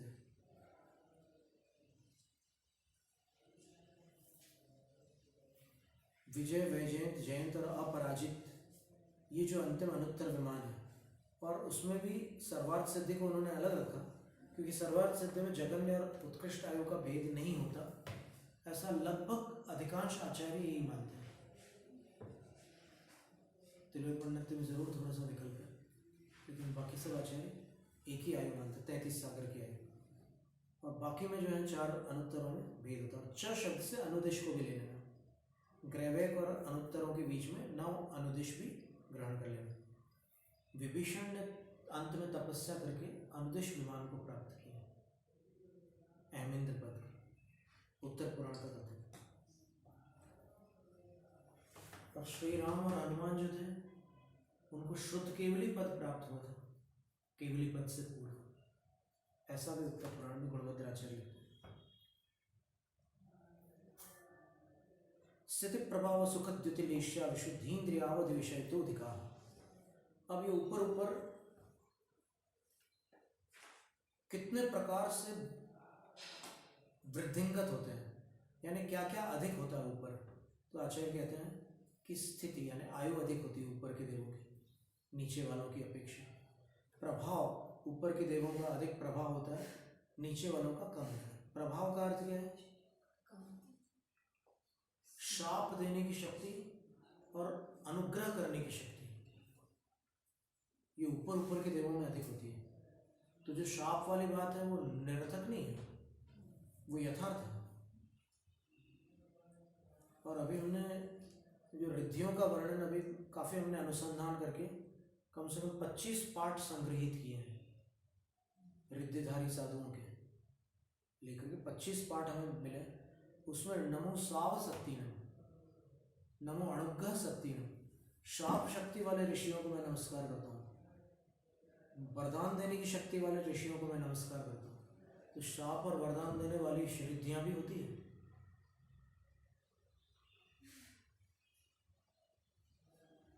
तो ये प्रभाव शक्ति देवों के पास होती है।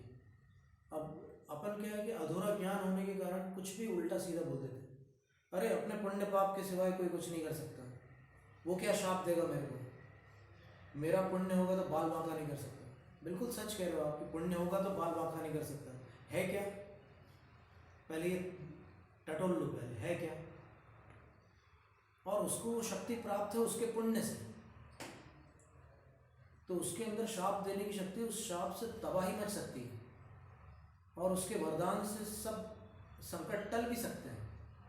अब फिर कहोगे कि नहीं, अध्यात्म में तो ऐसा बताते हैं कि एक द्रव्य दूसरे द्रव्य का कुछ नहीं करता, तो यहाँ पर भी उपादान उपादेय संबंध की अपेक्षा से कोई द्रव्य किसी द्रव्य का कुछ नहीं कर रहा है। ये निमित्त नैमित्तिक संबंध की अपेक्षा से चर्चा है, और अगर निमित्त नैमित्तिक संबंध को आप नहीं समझते तो फिर आपको सिद्धांत का अध्ययन अपेक्षित है। उपादान पर अगर ज्यादा गर्व करोगे ना तो क्योंकि निमित्त भी स्वचतुष्टय से तो उपादान ही है। समझ में आ रही है कुछ बात? निमित्त भी स्वरूप चतुष्टय से तो उपादान है, उसकी आप तौहीन ही करोगे तो फिर उपादान की तौहीन ही हुई कि नहीं? अपने उपादान की न सही, लेकिन किसी भी द्रव्य के उपादान की आप तौहीन कैसे कर सकते हो अगर आपके अंदर उपादान का सचमुच बहुमान है? तो निमित्त भी स्वचतुष्टय से उपादान है, और ये निमित्त नैमित्तिक संबंध है ऐसा कि आप केवली श्रुत केवली के बिना क्षयिक सम्यक दृष्टि नहीं बन सकते। अनादिकाल से नहीं बने, आज भी नहीं बने। इसके लिए और अधिक क्या प्रमाण देना है? अपने आत्मा से पूछ लो कि आप क्षयिक सम्यक दृष्टि हो कि नहीं? क्यों नहीं हो? क्योंकि वैसा संयोग नहीं मिला। तो निमित्त का जितना महत्व है उसको उतने अंश में तो स्वीकार करना ही होगा, और उपादान का जो महत्व है उसको आप अस्वीकार करोगे तो भी संकट की स्थिति बनेगी।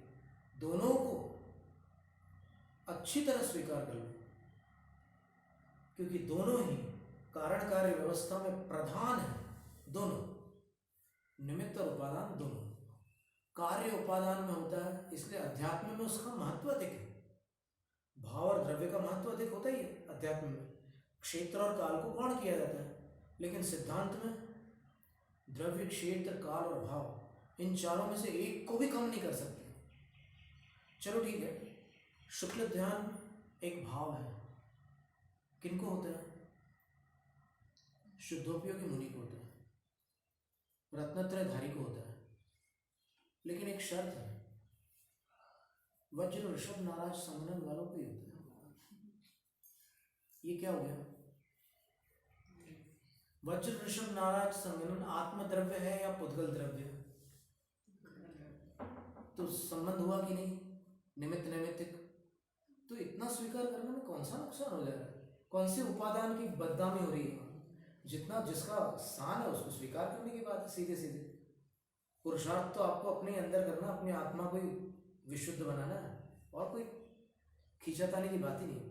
तो ये प्रभाव की बात है। सुख, ऊपर ऊपर सुख अधिक होता है। द्युति, कांति ऊपर ऊपर अधिक होती है। तेज बढ़ता ही चला जाता है ऊपर ऊपर के देवों का। फिर लेश्याएं ऊपर ऊपर अधिक होती है, फिर विशुद्धियां भी ऊपर अधिक होती है। इंद्रियों की जो सीमा अवधि है, अथवा इंद्रियों का जो विषय है और अवधि ज्ञान का जो विषय है, वो भी ऊपर ऊपर बढ़ता चला जाता है। कुछ कम होता है कि नहीं ऊपर? तो बोले जब इतनी चीजें बढ़ती हैं, कुछ चीजें घटती भी है ऊपर। वो कौन सी चीजें हैं? तो गति शरीर परिग्रहाभिमान तो हीना, गति यानी गमनागमन, आवागमन, वो कम होता जाता है ऊपर ऊपर। शरीर की जो ऊंचाई है वो ऊपर ऊपर घटती जाती है। परिग्रह, ऊपर परिग्रह कम होता जाता है, सुख बढ़ता जाता है। तो इसका मतलब आप लगा लीजिए गणित कि एक कम होगा तो दूसरा बढ़ेगा।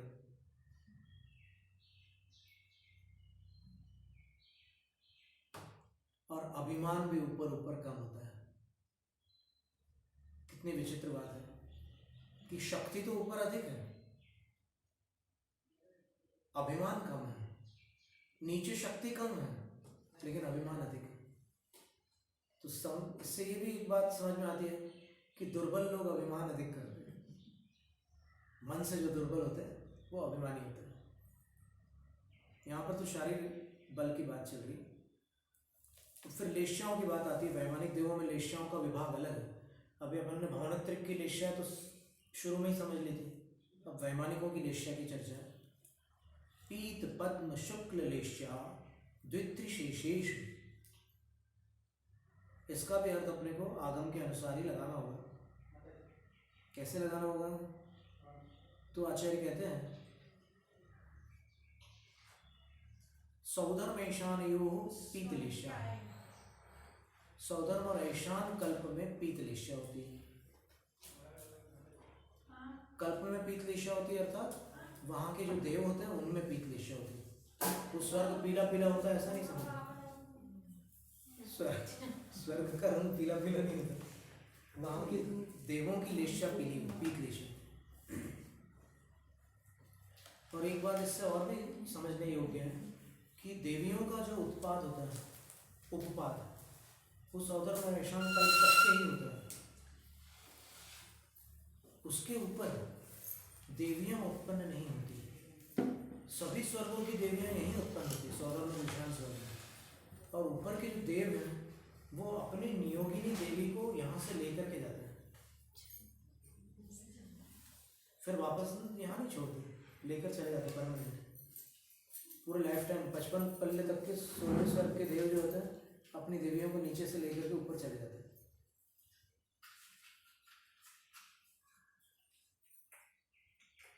तो सौधर्म ईशान योग पीतलिशा, सौधर्म और ईशान कल्प में जो देव देवियां हैं उनकी पीतलिशा है।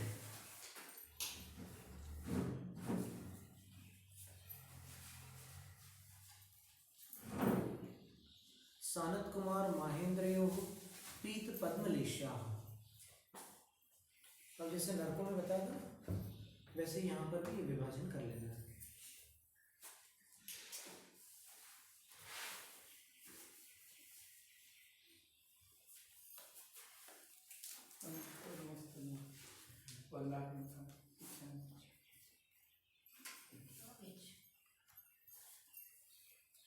वैमानिक देवों की लेश्या का प्रकरण है। सौधर्म ईशानयो पीतलेश्या, सानत कुमार महेंद्रयो पीत पद्मलेश्या। सानत कुमार और महेंद्र कल्प में पीत और पद्मलेश्या दोनों प्रकार की लेश्याओं वाले देव पाए जाते हैं। ब्रह्मलोक, ब्रह्मोत्तर, लांतव, कापिष्ठेषु पद्मलेश्याः। फिर 4 कल्पों में ब्रह्म, ब्रह्मोत्तर, लांतव और कापिष्ठ, इन 4 कल्पों में केवल पद्मलेश्य है। शुक्र, महाशुक्र, शतार, सहस्रारेषु पद्म शुक्ल लेश्याः। फिर उसके आगामी 4 कल्पों में शुक्र कल्प, महाशुक्र कल्प, शतार कल्प और सहस्रार कल्प, 9, 10, 11, 12, इन कल्पों में पद्म और शुक्ल लेश्या भी है। अब एक नियम बताया है कि शुक्ल लेश्या वाले कोई भी देव मध्य लोक से नीचे नहीं जा सकते। उनका स्पर्शन जो होता है मध्य लोक पर्यंत होता है, उससे नीचे नहीं जाते। फिर कुछ लोग प्रश्न करते हैं कि कुछ देवों ने जाकर अधोगति में संबोधन भी दिया है, तो वो कैसे दिया है? तो जैसे अपराजित बलभद्र का जो जीव था वो 16वें कल्प में देव बना, और जो उनके भाई थे अनंतवीर अर्धचक्रवर्ती, उनका जीव प्रथम पृथ्वी में नारक बना। तो 16वें कल्प के जो देव थे उनको अपने भाई का स्मरण हुआ और उन्होंने अवधिज्ञान से जान भी लिया कि वो वहां पर है, तो उनको संबोधन देने के लिए उन्होंने एक उपक्रम किया। उनको जानकारी थी कि मैं नहीं जा सकता, शुक्ल लेश्या वाले कोई भी देव वहां नीचे नहीं जा सकते, तो उनने क्या किया, उनने धर्मेंद्र का आलंबन लेकर धर्मेंद्र से कहा कि तुम मेरे भाई के जीव को संबोधन कर दो, जैसा जैसा मैं बता रहा हूं वैसा उनको संबोधित कर दो। तो उन्होंने वैसा ही किया और फिर वहां जाकर के उनको सम्यक दर्शन की प्राप्ति हुई थी।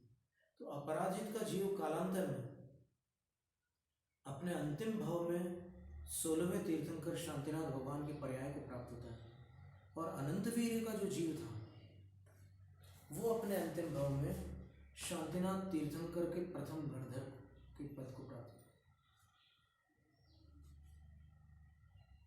तो वो कारित रूप में वहां पर जाना कहलाएगा, कृत रूप में तो नहीं गए, लेकिन उन्होंने किसी के माध्यम से वो कार्य किए। कार्य तो उनका ही था, तो वो कारित रूप से उन्होंने ये कार्य किया था।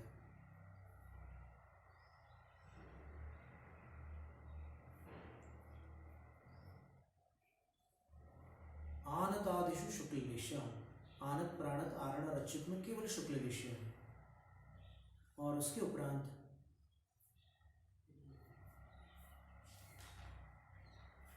तत्राप्यनुदिशानोत्तरेषु परम शुक्ल लेश्या, और फिर वहां भी आगे चलो तो ग्रैवेकों में भी शुक्ल लेश्या है, लेकिन अनुदिश और अनुत्तरों में परम शुक्ल लेश्य है।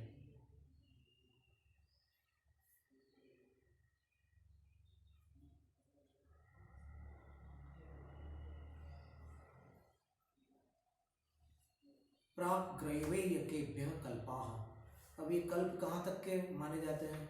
तो आचार्य कहते हैं कि ग्रैवेयकों से पूर्व ये 16 जो हैं वो कल्प कहलाते हैं। और इन कल्पों में ब्रह्मलोकालया लौकांतिका, ब्रह्मलोक नाम का जो कल्प है, इसको ब्रह्म स्वर्ग कहते हैं ना, उसका पूरा नाम ब्रह्मलोक है। वहाँ जिनके आलय बने हुए हैं, आलय का अर्थ होता है निवास, वो लौकांतिक देव कहलाते हैं। एत्य तस्मिन् लीयन्ते इति आलय आवास, आकर के जिसमें लीन हो जाते हैं उसको आवास कहते हैं, आलय कहते हैं। तो ब्रह्मलोक जिनका आलय होता है वो लौकांतिक देव होते हैं, विशिष्ट देव होते हैं।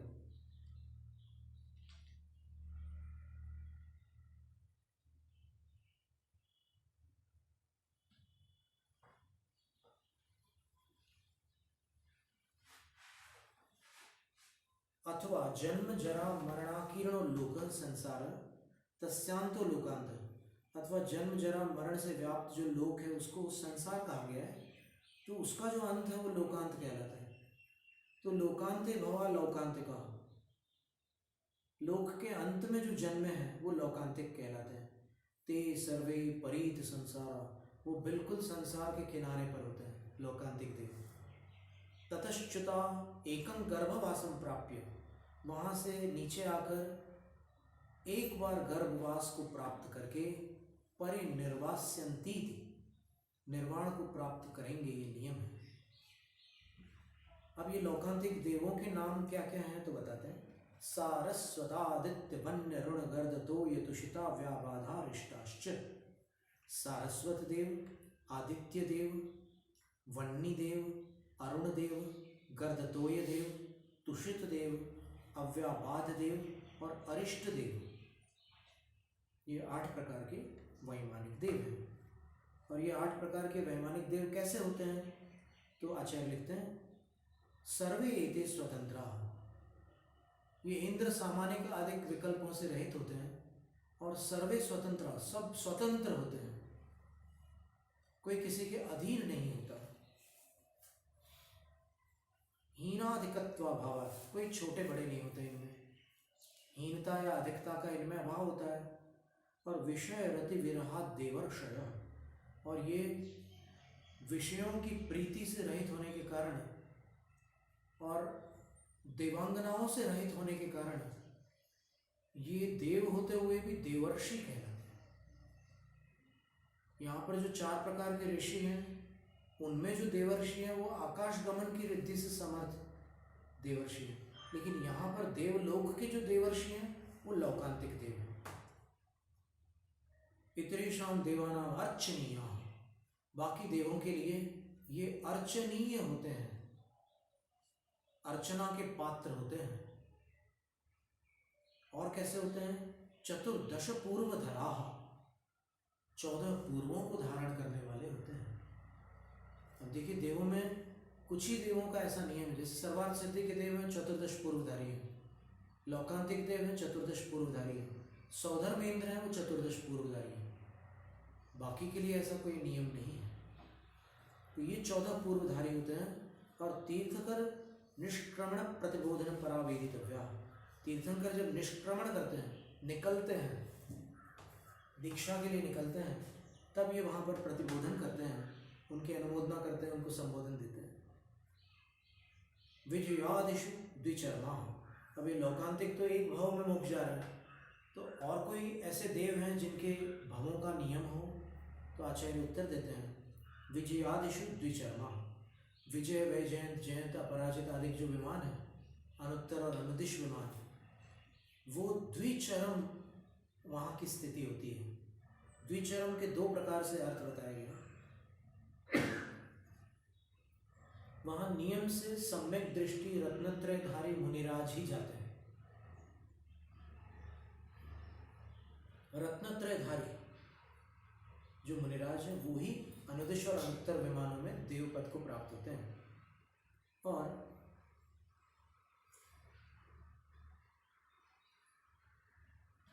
सर्वार्थ सिद्धि को उसमें नहीं लेना है, क्योंकि सर्वार्थ सिद्धि एक चरम है।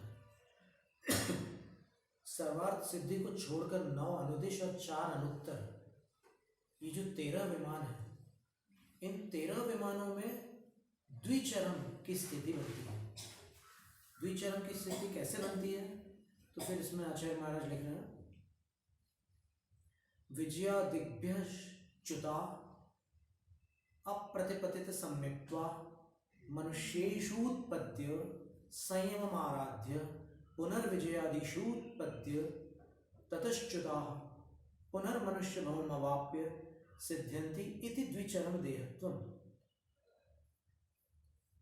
विजयादिक विमानों से च्युत होकर मनुष्य पर्याय को प्राप्त करके सम्यक्त से पतित न होते हुए संयम की आराधना करके पुनः विजयादिकों में उत्पन्न होकर वहां से छूटकर मनुष्य भाव प्राप्त करके सिद्धि को प्राप्त करना द्विचरम हो गया। तो यहाँ पर द्विचरम का अभिप्राय ये हुआ कि 2 बार मनुष्य बन सकते वहां से आकर के, ये एक विकल्प हुआ। और दूसरा विकल्प जो है वो अंतर्मार्गणा में सर्वार्थ धवल ग्रंथ के अंदर 5वीं पुस्तक में, धवला की 5वीं पुस्तक में जो अंतर्मार्गणा है, वहां पर एक दूसरा विकल्प और दिया है। बोले कि एक जीव के अपेक्षा विजयादिक विमानों में जाकर फिर से वापस वहां उत्पन्न होने में कितना अंतराल होता है अधिकतम? तो उन्होंने उत्तर दिया कि 2 सागर। अब 2 सागर कैसे हो सकता है? सोचने की बात है। 2 सागर उसका फिर घटित किया आचार्य वीरसेन स्वामी ने कि कैसे 2 सागर होता है। तो बोले कि वो विजयादिक से आकर के मनुष्य पर्याय में उत्पन्न हुए। मनुष्य पर्याय में दीक्षा ली, तो नियम है ही है, क्योंकि विजयादिक से आने वाले नियम से मुनि पद को प्राप्त होते हैं और कभी मिथ्यात्व को प्राप्त नहीं होते हो नीचे आकर के। तो उन्होंने फिर से दीक्षा ली और दीक्षा लेकर के सौधर्म ईशान कल्प में उत्पन्न हुए और वहां से वापस मनुष्य बने और मनुष्य बनकर के वापस विजयादिक में उत्पन्न हुए। अब की बार वहां उनको आयु वही मिलेगी जो अपेक्षित है और फिर नीचे आकर के मोक्ष चले जाते हैं। 2 मनुष्य। हाँ, तो यहाँ पर द्विचरम का अर्थ हमने ये लिया कि 2 बार आप वहां जा सकते हैं, और यहाँ सर्वार्थ सिद्धि में लिया है कि 2 बार आप मनुष्य बन सकते हैं और वहां 3 बार बन रहे हैं। ये थोड़ी ये 2 भाव लेकर मनुष्य को लेकर लोग क्या करें, 1 भाव भी लेकर जा भी सकता है। 1 भाव लेकर तो जा ही सकते हैं, उसमें कोई आपत्ति है ही नहीं। पर ये कम से कम ये एक चर्चा है कि अधिकतम द्विचरम की बात है। तो धवला में 5वीं पुस्तक में ऐसा वर्णन आता है, सौधर्म स्वर्ग का एक बीच का विकल्प आता है, और इसमें सर्वार्थ सिद्धि में तो ऐसा विकल्प नहीं आता है। मनुष्य होकर के वापस वहीं जाकर फिर मनुष्य होकर मोक्ष चले जाते हैं। तो द्विचरम का 2 बार मनुष्य बन गया। और चरम शरीर का जो कथन है वो भाव की अपेक्षा लें या फिर पर्याय की अपेक्षा लें, द्विचरम जो है ना, ये मनुष्य की अपेक्षा लेना है। विजयादिषु द्विचरमा, तो विजयादिषु है ना, तत्र भवाः अहमिंद्राः द्विचरमा, वो द्विचरम होते हैं, ऐसा लेना है। औपपादिक मनुष्येभ्यः शेषास्तरीय योनिः। अब 3रे अध्याय का अंतिम सूत्र जो था, तिर्यक योनि जानांच, तो वो क्या है तिर्यक योनि? तो आचार्य महाराज उत्तर देते हैं कि औपपादिक मनुष्येभ्य शेषा, औपपादिक जन्म वाले देव नारक और मनुष्येभ्य, और मनुष्यों से जो शेष रह जाते हैं वो तिर्यक योनि है, तिर्यंश योनि वाले जीव। अब आयु बतला देते हैं देवों की। स्थित असुर नाग सुपर्ण द्वीप शेषाणां सागरोपमत त्रिपल्योपमार्दहीनिमिता। स्थिति इता, स्थिति प्राप्त हुई इनको। कितनी? असुर कुमारों को सागरोपम, एक सागर की आयु असुर कुमार देवों की होती है, और देवों में सबसे अधिक ऊंचाई उनकी भी होती है 25 धनुष। सबसे अधिक ऊंचे देव असुर कुमार देव थे, 25 धनुष। फिर नाग कुमार, नाग कुमार की त्रिपल्योपम, 3 पल्योपम की आयु होती है, उत्कृष्ट आयु बता रहे हैं। फिर सुपर्ण कुमारों की 2.5 पल्योपम है, द्वीप कुमारों की 2 पल्योपम है। आधे आधे कम करना, अर्धहीन मिता, आधा हीन करते जाना है। सुपर्ण कुमारों की 2.5 पल्योपम है। फिर द्वीप कुमारों की 2 पल्योपम है, और शेषाणा, द्वीप लिखने के बाद फिर शेष लिखा ना, तो बाकी जितने बच गए उन सब भवनवासियों की आयु 1.5 पल्योपम, 2 से आधा कम कर लिया, तो बाकी सब की 1.5 पल्योपम। सौधर्म ईशानयोः सागरोपमे अधिके, ये प्रकृति भाव संधि होती है, तो सागरोपमेधिके ऐसा नहीं बनता है रूप। द्विवचन मनौ, कातंत्र रूपमाला में ये सूत्र है, द्विवचन मनौ, औ वाला द्विवचन न हो, ये ए वाला द्विवचन है। सागरोपम नपुंसक लिंग है, तो द्विवचन में सागरोपमे बना, तो ये औ वाला द्विवचन नहीं है, तो फिर इसके सामने आने वाला जो अ है वो प्रकृत्या तिष्ठति, ज्यों का त्यों रह जाता है, तो सागरोपमे अधिके, ये पाठ है इसका। सागरोपमे अधिके ये नहीं है। तो सौधर्म ईशान योग, सौधर्म और ईशान कल्प में देवों की आयु सागरोपमे अर्थात 2 सागर से कुछ अधिक हो सकती है। सानत कुमार माहेंद्र योग सप्त, सानत कुमार और माहेंद्र तीसरे और चौथे कल्प में 7 सागर, और वो अधिक की अनुवृत्ति ले लेना, उससे कुछ अधिक हो सकती है। ये कहाँ तक के लेना? सहस्रार तक, क्योंकि घातायुष्क वहां तक उत्पन्न होते हैं। घातायुष्क का वर्णन अभी हमने किया था कि जिसने आयु बंध तो पहले ऊपर का किया, फिर आगामी त्रिभाग में संक्लेश के कारण उसने नीचे के स्वर्ग में जन्म प्राप्त किया, तो वो घातायुष्क था। और उसके आगे वाले स्वर्गों का वर्णन करते हुए एक ही सूत्र में सब बता रहे हैं। 63 त्रयोदश पंचदशभिरधिकानि तु, अब इसमें 3 जोड़ लो तो ब्रह्म और ब्रह्मोत्तर की आयु आ जाएगी, और उसी में जो 7 सागर बताई ना सानत कुमार और महेंद्र की, उसमें 3 जोड़ दिए तो ब्रह्म और ब्रह्मोत्तर की कितनी हुई? 10 सागर। फिर 7 जोड़ोगे तो 7 में 7 जोड़ने से 14 सागर आयु लांता और कापिष्ट की होगी। फिर 9 जोड़ना है तो 16 सागर आयु शुक्र और महाशुक्र स्वर्ग की होगी। फिर 11 जोड़ोगे तो 7 और 11 18 सागर आयु शतार और सहस्रार स्वर्ग की होगी। फिर 13 जोड़ो तो आनत और प्राणत की आयु 20 सागर होगी। और पंचदश 15 जोड़ दो उसमें 7 में, तो 7 और 15 आरण और अच्युत स्वर्ग की आयु 22 सागर की होगी। फिर इसके ऊपर की क्या व्यवस्था आयु की? तो आचार्य कहते हैं आरणाच्युता दूर्ध्वमेकैकेन नवसु ग्रैवेयकेषु विजयादिषु सर्वार्थ सिद्धौ च। अब आरण और अच्युत से ऊपर, ये 2 नाम इसलिए रखें क्योंकि ये दोनों कल्प जो है युगल है, जोड़े में है। इससे ऊर्ध्वम यानी ऊपर एकैकेन नवसु ग्रैवेकेषु, एक एक सागर की अपेक्षा वृद्धि करते जाना एक एक ग्रैवेक में। प्रथम ग्रैवेक में 23 सागर, द्वितीय में 24, तृतीय में 25, ऐसे 9वें ग्रैवेक में 31 हो जाएगी। फिर एक एक बढ़ाते हुए फिर विजयादिशु, विजयादिक में देव आयु की सबसे उत्कृष्ट स्थिति होगी, तो वो बीच में अनुदिश आते हैं तो 31 के ऊपर अनुदिश की आयु ले लेना 32 सागर, और 32 से ऊपर की जो आयु है वो विजयादिक में आएगी, और सर्वार्थ सिद्धि में मात्र 33 सागर आयु रहेगी, उससे कम भी नहीं ज़्यादा भी नहीं, क्योंकि आयु की उत्कृष्ट स्थिति 33 सागर ही है।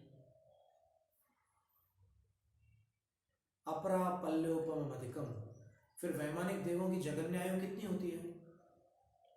तो आचार्य कहते हैं एक पल्योपम से कुछ अधिक, परतः परतः पूर्वा पूर्वानंतरा, और आगे आगे के जो विमान हैं वहां पर पिछले पिछले विमानों की जो उत्कृष्ट आयु है वो आगामी विमान की जगन्य आयु हो जाएगी। समझ में आया कि जैसे सौधर्म और ईशान स्वर्ग की आयु कितनी है? कुछ अधिक 2 सागर। तो सानत कुमार और महेंद्र की जगन्य आयु कुछ अधिक 2 सागर होगी, और उत्कृष्ट आयु तो 7 सागर ही है, कुछ अधिक। नारकाणांच द्वितीयादिषु, फिर नारकों की भी जो स्थिति वही है कि प्रथम नरक में जो प्रथम पृथ्वी में आयु कितनी है? 1 सागर। तो दूसरी पृथ्वी की जो आयु 3 सागर है, लेकिन वहां दूसरी पृथ्वी में जगन्य आयु 1 सागर की है। तो ऐसे क्रम से लगाते जाना। छठी पृथ्वी की उत्कृष्ट आयु 22 सागर है, 7वीं पृथ्वी की जगन्य आयु 22 सागर हो जाएगी। ऐसे सब जगह लगा लेना। 10 वर्ष सहस्राणि प्रथमायाम, फिर नरकों की जो प्रथम भूमि है वहां पर रहने वाले नारक हैं, उनकी जगन्य आयु कितनी है? तो बोलते हैं 10 वर्ष सहस्राणि, 10,000 वर्ष। ये 10,000 वर्ष की जो आयु होती है वो असैनी जीवों को प्राप्त होती है, क्योंकि प्रथम पृथ्वी में, भवनवासी में और वेंतरों में, इन 3 स्थानों पर असैनी जीवों की भी उत्पत्ति बताई गई है आगम में। तो वो जगन्य आयु के साथ उत्पन्न होते हैं। भवनेषु च, भवनवासियों में भी जगन्य आयु 10,000 वर्ष की है। व्यंतराणाम च, व्यंतरों की भी जगन्य आयु 10,000 वर्ष की है। देखो यहाँ षष्ठी का प्रयोग है और भवनेषु सप्तमी का प्रयोग है, सब दोनों बहुवचन है। तो भवनों में भी रहने वाले जो हैं उस विवक्षा से ये लगाना कि 10,000 वर्ष की जगन्य आयु होती है। और यहाँ व्यंतरों की आयु, क्योंकि व्यंतरों के कोई भवन नहीं होते तो डायरेक्ट व्यंतरों की बात कर रहे हैं, तो व्यंतरों की जगन्य आयु 10,000 वर्ष है। और व्यंतरों की उत्कृष्ट आयु कितनी है? परा पल्योपम अधिकम, अधिकतम आयु व्यंतरों की 1 पल्योपम की है। तो जैसे अपन अब शांतिनाथ भगवान से लेकर वर्तमान काल तक के अगर अपन निकालते हैं पूरा काल, तो लगभग 1 पल्ले का होता है। तो व्यंतरों की उत्कृष्ट आयु 1 पल्ले की है। तो अगर उनके यक्षी व्यंतर निकाय के देव हैं शांतिनाथ भगवान के, तिलवे पंडित के अनुसार गरुड़ यक्ष और मानसी यक्षी नाम दिए, तो उनकी आयु अभी तक के चल रही है। और उनसे पूर्ववर्ती जो तीर्थंकर थे वो चूंकि 1 पल्ले से अधिक काल व्यतीत हो चुका है, तो उनके जो यक्ष और यक्षी थे, यदि वो व्यंतर निकाय के थे तो वो तो अपना भाव पूर्ण कर चुके हैं। तो अभी शांतिनाथ भगवान से लेकर ये जो 9 तीर्थंकर हैं, शांतिनाथ भगवान, कुंतुनाथ भगवान, अरनाथ भगवान, मल्लिनाथ भगवान, मुनिसुब्रत भगवान, फिर नमीनाथ भगवान, नेमिनाथ भगवान, पार्श्वनाथ भगवान और महावीर स्वामी, इन सब के यक्ष यक्षी अभी जीवंत हैं, अभी विद्यमान है। उनकी आयु का काल अभी भी चल रहा है। तो व्यंतरों की अधिकतम आयु 1 पल्ले से कुछ अधिक होती है। ज्योतिष का नाम, ज्योतिष देवों की भी उत्कृष्ट आयु उतनी होती है व्यंतरों के बराबर। भवनवासियों की पहले ही बतला चुके हैं कितनी होती है। ततष्ट भागो परा, फिर ज्योतिष के देवों की जगन्य आयु कितनी होती है? तो आचार्य कहते हैं कि जैसे व्यंतर और भवनवासियों की जगन्य आयु संख्यात वर्ष में आती है, ज्योतिषकों की नहीं आती। ज्योतिषकों की जगन्य आयु असंख्यात वर्ष में ही आती है। कितनी होती है? तो बोले तदष्ट भागो, 1/8 पल्ले ज्योतिष के देवों की जगन्य आयु है, यानी 1 पल्ले का 8वां हिस्सा ज्योतिष के देवों की जगन्य आयु का काल है। और लौकांतिका नाम अष्टौ सागरोपमाणि सर्वेशाम, सभी लौकांतिकों की एक आयु है अष्टौ सागरोपमाणि, 8 सागरोपम प्रमाण। इति चतुर्थोध्याय जैनम जयतु शासनम। इस तरह चतुर्थ अध्याय पूर्ण होता है।